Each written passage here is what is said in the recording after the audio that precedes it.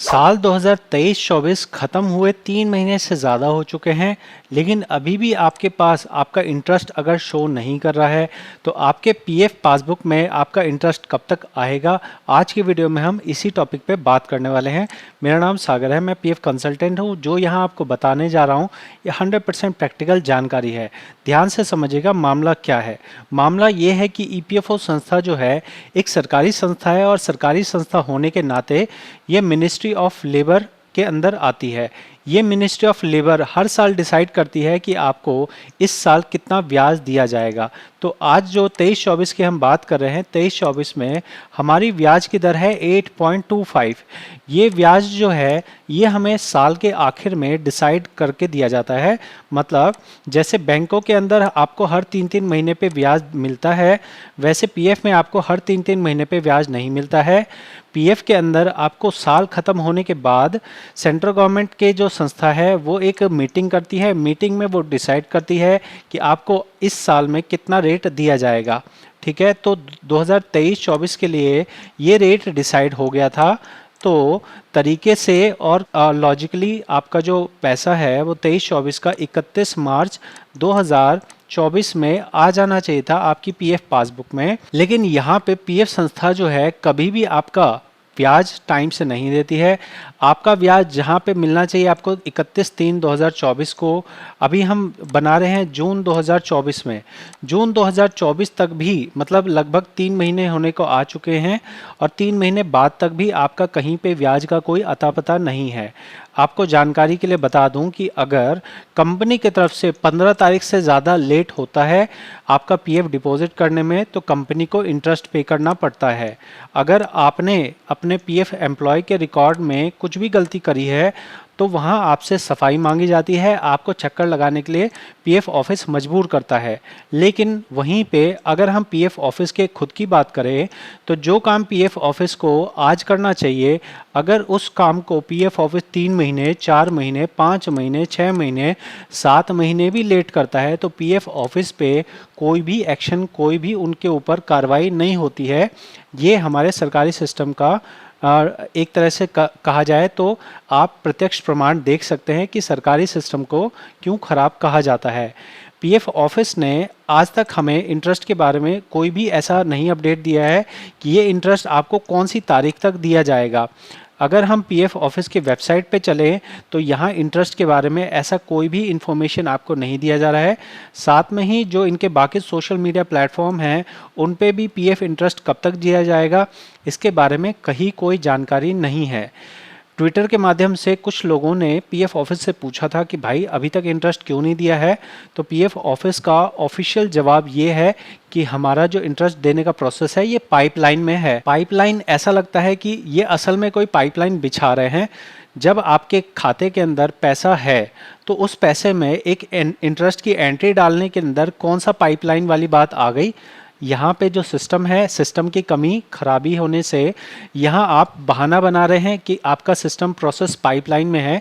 Pipeline वगैरह कुछ नहीं है। अगर ये पाइपलाइन जैसी कोई असली समस्या है तो मैं पीएफ अधिकारियों से कहना चाहूँगा कि आप ऐसा कर लीजिए कि आपकी जो मार्च की सैलरी होती है, मार्च की सैलरी आप इसी तरह से अपने पाइपलाइन में भेज दीजिए, उसी पाइपलाइन में भेज दीजिए जिस पाइपलाइन में आपने इंटरेस्ट को भेजा हुआ है।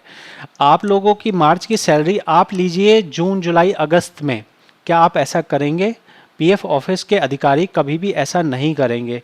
लेकिन आप जो पीएफ मेंबर हैं उनके साथ में ये नाइंसाफ़ी हो रही है। आपका जो इंटरेस्ट का पैसा है जो आपको 3 महीने पहले मिलना चाहिए उसको 3 महीने, 4 महीने, 5 महीने, 6 महीने बाद आपको दिया जाता है। और ये आज का सिस्टम नहीं है, ये हमेशा का सिस्टम है।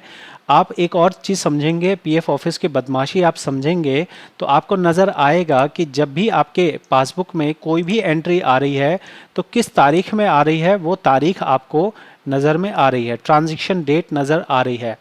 लेकिन वहीं पे जब आप यहाँ ध्यान देंगे इंटरेस्ट की एंट्री, तो इंटरेस्ट की एंट्री में कहीं भी डेट नहीं लिखी गई है। ऐसा क्यों करा गया है? ऐसा इसलिए करा गया है क्योंकि जब आप भविष्य में कभी अपनी पासबुक देखें तो आपको ये ना समझ आए कि पीएफ ऑफिस ने आपको इंटरेस्ट देने में देरी करी है।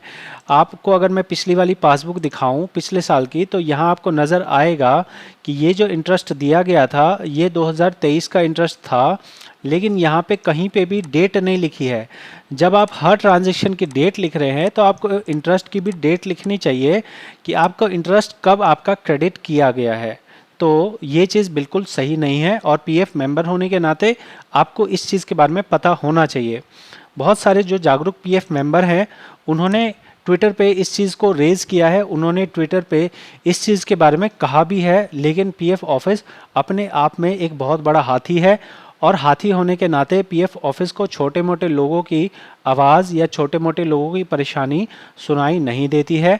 आप यहाँ देख सकते हैं कंफ्यूज अबाउट ईपीएफओ इंटरेस्ट लिखा गया है। EPFO passbook does not show any interest entered for the year 2023 in my account, is it any issue और आई एम मिसिंग समथिंग। तो यहाँ जो मेंबर हैं जिन्होंने इस तरह का अपना कंसर्न रेज किया है उनका बिल्कुल ही उचित कहना है। उनका कहना है कि क्या मैं ही कुछ मिस कर रहा हूं? तो दोस्त, आप कुछ मिस नहीं कर रहे हैं। ये सरकारी सिस्टम है, इसका आनंद लीजिए, इसका मज़ा लीजिए। कहने के लिए डिजिटल भारत है, कहने के लिए ईपीएफओ कहता है कि इनका सिस्टम जो है वर्ल्ड क्लास सिस्टम है। कहने के लिए यहाँ पे देखो क्या इन्होंने डायलॉगबाजी की है। डायलॉगबाजी तो ऐसे करते हैं जैसे जाने कितने महान इनका सिस्टम चल रहा हो। यहाँ देखो, यहाँ क्या लिखा है, एक्सटेंड यूनिवर्सल कवरेज, ये सब हो गया। सीमलेस एंड अनइंटरप्टेड, अनइंटरप्टेड तो ऐसा कह रहे हैं जैसा कि इनकी वेबसाइट जो है बिल्कुल स्मूथ चलती हो। रियलिटी क्या है? रियलिटी जो लोग काम करते हैं उन्हें पता है। Stake through state of the art technology, ये ऐसी टेक्नोलॉजी है जहाँ पे आपका जो इंटरेस्ट है वो 3 महीने 4 महीने तक भी पेंडिंग में पड़ा हुआ है और कोई अता पता नहीं है कब तक देंगे। तो अब आपको मैं कंक्लूजन बताऊं। कंक्लूजन ये है कि अभी हम जून के अंदर आ चुके हैं और जून में भी अभी हमें जो मार्च में मिलना चाहिए था वो जून में भी नहीं मिला है। तो क्या हमें जून में मिल जाएगा? मेरी उम्मीद नहीं है कि जून में मिलेगा। ये आपको जुलाई या अगस्त में मिल सकता है, जुलाई अगस्त में मिल सकता है, क्योंकि सरकारी लोग बिजी होते हैं ना। अभी वो पाइपलाइन के है अंदर है, अभी वो पाइपलाइन पता नहीं कहाँ तक पहुँची होगी, ठीक है ना। तो पाइपलाइन जैसे ही आपके घर तक आ जाएगी वैसे ही आपका इंटरेस्ट आपको मिल जाएगा, ठीक है। तो पाइपलाइन आपके, जब आपको गली में दिखने लगे कि हाँ पाइपलाइन यहाँ तक आ गई है, तब जाके आपको इंटरेस्ट दिया जाएगा। बाकी अगर आपसे कुछ गलती होती है या कंपनी से कुछ गलती होती है तो फिर पाइपलाइन वाली बात नहीं रहती है, फिर तो उनसे दबा के ब्याज लिया जाता है, दबा के पेनल्टी ली जाती है और साथ में ही रिश्वत भी ली जाती है कि आपने गलती कर दी। इंटरेस्ट तो भरो ही भरो, साथ में हमें जो है कुछ खर्चा पानी भी दो ना। हम तो आपके पास आए हैं, इंस्पेक्शन की है हमने, तो इंस्पेक्शन करने में मेहनत लगती है ना, तो उसका भी इन्हें चाय नाश्ता चाहिए होता है। तो ये है आज की रियलिटी। आपको ये वीडियो कैसी लगी है ज़रूर कमेंट में बताइएगा। जो मैं आपको बता रहा हूँ ये मेरा अपना निजी अनुभव है, ऐसा हो सकता है कि मैं गलत हूँ। मैं जो अपना अनुभव है वो आपसे शेयर कर रहा हूँ। अगर आपका कुछ और अनुभव हो या आप मेरी बात से डिसएग्री करते हो तो आप ज़रूर से कमेंट में लिख सकते हैं। मैं ईपीएफओ की तरह नहीं हूँ जिन्होंने अपना कमेंट सेक्शन बंद कर रखा है, ईपीएफओ की तरह नहीं हूँ जो कमेंट्स का रिप्लाई बस इस तरीके से देते हैं कि आप जो है ग्रीवाइंस लगाइए। ग्रीवाइंस लगाने से कुछ होता नहीं है, हेल्पलाइन नंबर से कुछ होता नहीं है, सारा मसला जो है चक्कर लगाने पे आ जाता है। तो चक्कर लगाने वाली जो संस्था है उससे हमें ज़्यादा एक्सपेक्टेशन नहीं है, लेकिन निश्चित तौर पे जो मैं आपको हेल्प कर सकता हूँ गाइड करके वो आपको मैं कर रहा हूँ। अगर आपका ऐसा कंसर्न हो कि हमें अपना पूरा पैसा निकालना है, अभी हमें इंटरेस्ट नहीं मिला है, तो हमें अगस्त तक वेट करना चाहिए, तो बिल्कुल ऐसा ज़रूरी नहीं है। आप अगर आज के दिन में अप्लाई करेंगे 1910 तो आज तक के जो पैसे होंगे वो आपको ब्याज समेत दे दिए जाएंगे। इसके लिए आप निश्चिंत हो सकते हैं। कैसी लगी वीडियो, 10 में से कितने नंबर देंगे ज़रूर कमेंट में बताएं। मिलते हैं अगली वीडियो में। बहुत बहुत धन्यवाद।